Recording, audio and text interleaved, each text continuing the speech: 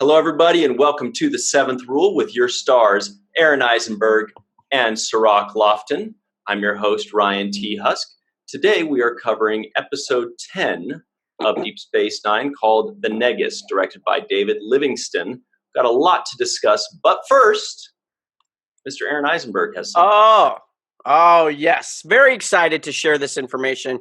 We want to give a big shout out, and we're going to do this a lot, to our artist that we commissioned to do the artwork that you see behind Ryan and myself for our show, The Seventh Rule. His name is JJ Lendl. That's JJLENDL. And he has a website that you must check out, especially if you're a sci-fi fantasy fan. He's got such amazing artwork on his website. It's www.jjlendl.com.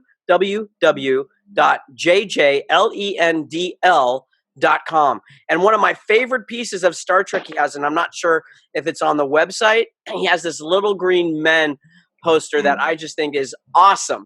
And to be honest, that's what I saw that inspired me to reach out to him and ask if he would be willing to work with us and do the artwork for our show. So he's our first artist that we get to give a great shout out to. And his name is JJ Lendl.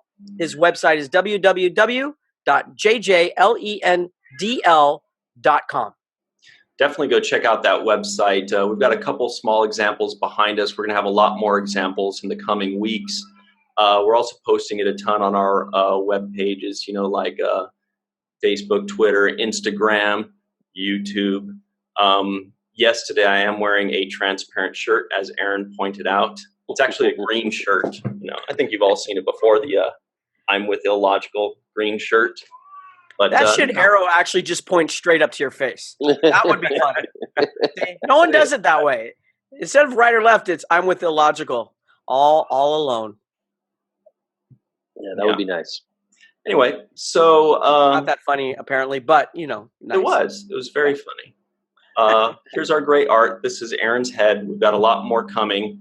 Cirroc's head behind him. Yep. We also have one with all of us on there. I don't know. Ryan can maybe pull it up on behind his, except you probably won't see. It won't fit Ryan's face on there. And we also have one that's like the one behind me, but with Ryan, who looks like a bad, and he looks great. He looks really bad good. Ant. Yeah. A bad ant. Cirroc Jake looks pretty good too. I think he's not actually doing that, but it looks fantastic. And we're going to have some pieces and stuff available at Star Trek Las Vegas. So anyway. Oh yeah, by the way, we have a brand new store, online shop up called, it's obviously on the Seventh Rule. It's on teespring.com. You can check that out on our social media pages, or you can just go to teespring.com, type in The Seventh Rule. And we've already made quite a few sales because the prices are very low, and because What? Price is low? What? Sorry about that. I forgot I'm dealing with Ferengi here. What? We've got great deals though. If you get a shirt and or item, a sock, and wear it to the Star Trek convention in Las Vegas, Aron's got a special gift for you. Yes, I will sign. I think we might have postcards available, or I will sign the shirt or something, an item of yours. I will sign that for no cost. That's so hard for a Ferengi to say. No cost. It's not part of our vernacular. I'm working on it. I am in Starfleet, so it should be easier. Thankfully, I had a wonderful person who taught me how to read, and I have a cue card here somewhere that says no cost. So yeah, be more than happy if we see you wearing it at our shirt or one of the items from our Teespring store for the Seventh Rule. We will sign something for you. Absolutely. Aron, that's the perfect segue for today's episode. The Nagus. That's right. Before we jump into it, though, that's teespring.com. Check out the Seventh Rule.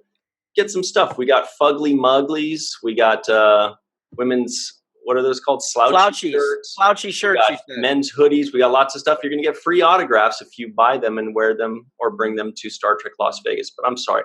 Let's please get into The Nagus, directed by David Livingston, episode 10. And go. Oh, Just go. And go. That's your. Where do we that's your start? Well, we could start with the history of the word the Nagus, which is actually supposed to be spelled Negus. And I was reading up on this. Ira came up with that. Where did he come up with that? He looked through the thesaurus for a good expression for leader and found Nagus, Negus. I may be mispronouncing that. An Indian word, which he changed to Nagus, thus Grand Nagus Zek. It's funny watching this episode. I felt this was about family for the most part. Although, I get what I want, which is seeing Sisko and the young Sisko together, as my co-star Cirroc Lofton on screen here, who played Jake, together as parent and son again. And I really love these scenes a lot.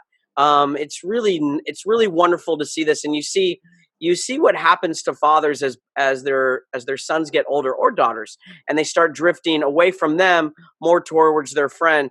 And you see what a good father he is, letting that happen, and being sad, and at the same time recognizing that that's an important part of a son or daughter's growth, and letting them have his friendships even at the sake of spending time with Sisko. It's interesting to me how when later in the scene when Jake and Nog kind of aren't friends at this moment, mostly because Nog is very upset and feels like him and humans can't get together. Sisko doesn't work to help Jake mend that friendship, which I thought was interesting. He goes, okay, well, that's what happened. So anyway, he goes, Ferengi and humans, we don't get along. We don't have common bonds. We've never been able to find common ground. So it's not going to happen. And I thought that was an interesting take on it. And it's probably a better take that he said that, because then it put it on Jake to find how we find a common ground. And basically Jake and Nog to find a common ground, because in what you hear from Nog is his dad pretty much says the same thing. So while the parents can't seem to find common ground, the youth will, which changes the future. And as we know where the show ends up, this is instrumental in saving the universe, and instrumental at bringing in, Ferengi into the Federation. I don't think we ever in our show see that happen, but the fact that Nog becomes the first Ferengi in Starfleet is the beginning of finding common ground amongst races that have very, very different values. And that's really, what I hear all the time, what Star Trek is all about, finding common ground amongst people that can't seem to see it at the beginning. And yeah, and how do we get there? And this might be an underlying tone. We got there through education. We got there through, teaching and reaching out, with Jake, recognizing what really is happening with Nog and figuring out how to help him get through that. And Nog's desire to want more. And he's not thinking of Starfleet at this moment, but he doesn't want to feel stupid. He doesn't want to go to a class and he's enjoying it. He's participating and not be able to do work, and that there's an underlying cause to his bad behavior. And it's Jake's heart that reaches out and bridges that. And that's where your segue came from when you mentioned saving the world and teaching English and whatever it was back then. This episode is where we see that first nugget of that. Yeah. And I didn't remember where that first episode was, but this is the one. This is the one episode. It had a lot of things that are important to this show. Personally, it had the scene that I use as my background oftentimes. I don't know if you guys remember. Let me bring our spot on the promenade. Our spot. Our legs dangle at different lengths, but our faces are the same. Well, I can't find it right now for whatever reason, but yes, it had that scene with Jake and Nog sitting. Here it is. That we always use. This from iconic that episode.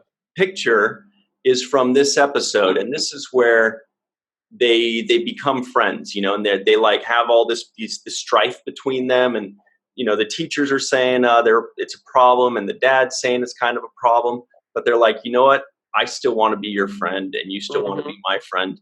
And so it had this iconic moment. It also had the iconic moment that you're alluding to, which is Cirroc's character Jake is, you know, late for work or late for home or whatever it is. Dinner, right? I guess it's not work, but he's late to get home. He's late for dinner. He comes home after midnight, and we find out why he's doing that. And it's because he's teaching Nog how to read. And I want to hear all about this from Cirroc. Like when you